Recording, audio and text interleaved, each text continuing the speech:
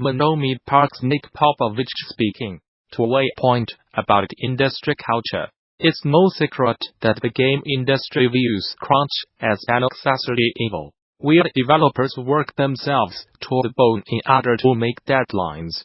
But it does not have to be like that. With changes being put into Motonto, give developers a healthy working environment and stability in case things go south. Over at Monomi Park, the studio behind Slime Rancher, developers abided before 0-hour workweeks during the game's development. In a recent interview with Waypoint, game director Nick Popovich discusses how it was possible. According to Popovich, the 0-hour workweek is not written in any contract at Monomi Park, which currently has 2 employees, but is part of a larger philosophy Popovich has on development. There are plenty of people out there with good intentions, he says. You see this all the time in the Bay Area. I think plenty of studios start with that as a goal. But they say, but, of course, in order to get started, to get our foot in the door, we are all going to have to crunch. We are all going to have to overextend ourselves.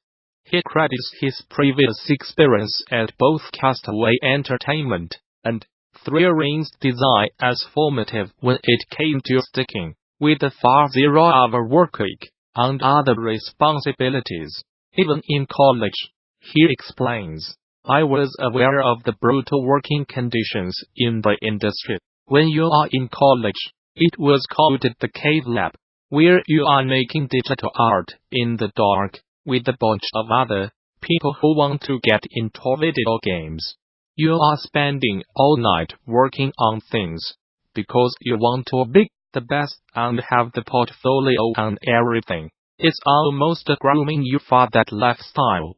I really do not want to give everyone the impression that the only reason Monomi Park provides a healthy environment for its staff is because we don't like it with a big hit. He goes on to say, I feel strongly that we'll have a big HITBEC at USEWA, have a healthy work-life balance.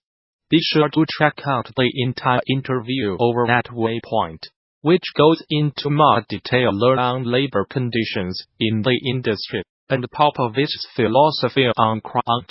It's well worth a read.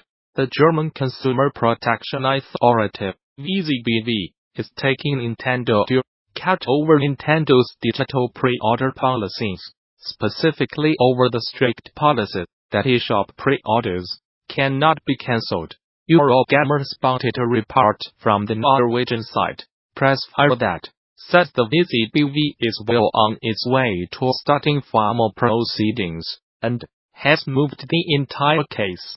The whole affair kicked off earlier this year in Norway, and the Norwegian consumer body behind that complaint has since been in communication with the VZBV in order to get this current case started. In Nintendo of Europe's home country of Germany, originally, the Norwegian Consumer Council accused Nintendo of violating the European Union's Consumer Rights Direction that rules that customers in the EU and European Economic Area have the right to withdraw from a purchase if the product has yet to be distributed. Nintendo's terms affirm that all sales made on the eShop are final, including those made for games that have yet to release. Pressfire says that, in response to the earlier complaint, Nintendo claims that the ability to preload games following a pre-order means that distribution has, in a sense, begun after pre-order, despite those games not yet being playable. Ubisoft's upcoming shooter The Division 2 is launching on the Ubisoft as a Play Store and the Epic Games Store on PC, making it one of the first AAA releases to bypass Steam in favor of Epic's fledgling platform. The jump is the result of a newly forged partnership between Ubisoft and Epic Games that will see a handful of future Ubisoft games announced for the platform this year. Additionally, The team-up means the two companies are working to integrate certain key components of a play on Epic's online services, with a focus on social features and interoperability, potentially meaning that even the Epic Game Store release of the Division 2 could require a Play account to play.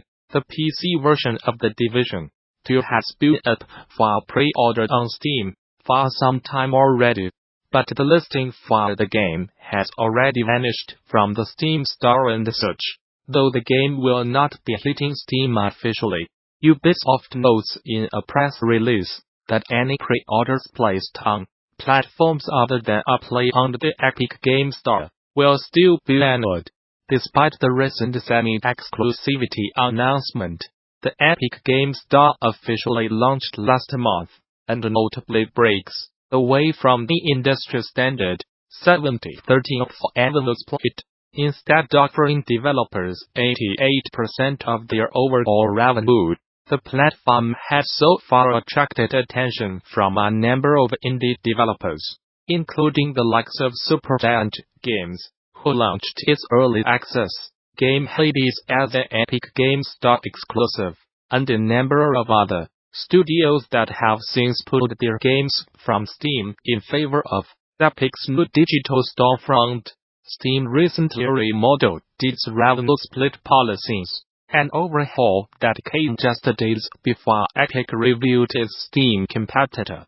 Those changes, which are notably geared more toward the AAA crowd, drop Valve's share of revenue from 30% to 25% for any revenue generated over $10 million. For games that earn over $50 million, that split is then changed to 80/20% share on that bit of revenue. The FBI announced earlier today that it took action against the 15 domains that reportedly helped take down other people's websites, game servers, and other online services through distributed denial of service (DDoS) attacks. This is pretty notable, as the holiday season tends to be plagued by DDoS attacks, at least according to the FBI. Successful DDoS attacks have been known to take down game servers, like Blizzard's Battle.net in the past, so devs should be mindful of that in the future. As reported by Kotaku, the FBI seized 15 Twitter websites that allow anybody with Bitcoin or a credit card in exchange for overwhelming a server with requests domains yesterday, including criticalboot.com, Regibutor.com, Downtime.org, and QuantumStress.net.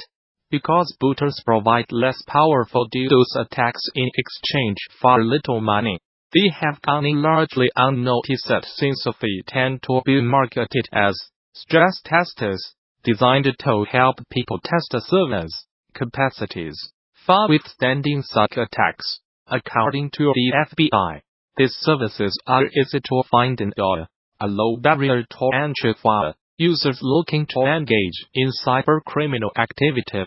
These services offered easy access to attack infrastructure, payment options that included Bitcoin, and were relatively low cost. Reads the press release issued by the FBI. Each of the services was tested by the FBI, which verified those DDoS attack services offered through each of the seized websites. While testing the various services, the FBI determined that these types of services can have caused disruptions of networks at all levels. The division was an ambitious project for the team at Ubisoft Massive, who were tasked with designing a system from the ground up. So how did they do it? In this 2017 DD Talk, Ubisoft Massive's Christian Savant covers some of the major lessons learned while developing new technology and creating the way for the division. Each lesson Savant imparts is backed by the examples of the challenges the team at Ubisoft Massive encountered when creating a new technology specifically for the game. UI programmers interested in how the UI was created for the division may appreciate that they can now watch the talk completely free via the official GD YouTube channel. In addition to this presentation, THEGDC Vault and its accompanying YouTube channel offers numerous other free videos, audio recordings, and slides from many of the recent game developers conference events. And the service offers even more members-only content for GD Vault subscribers. Those who purchased all access passes to recent events, like GD Vault, already have full access to GD Vault, and interested parties can apply for the individual subscription via the GD Vault subscription page. Group subscriptions are also available. Game-related schools and development studios who sign up for GD Vault Studio subscriptions can receive access for their entire office or company by contacting staff via the THEGDC Vault Group subscription page.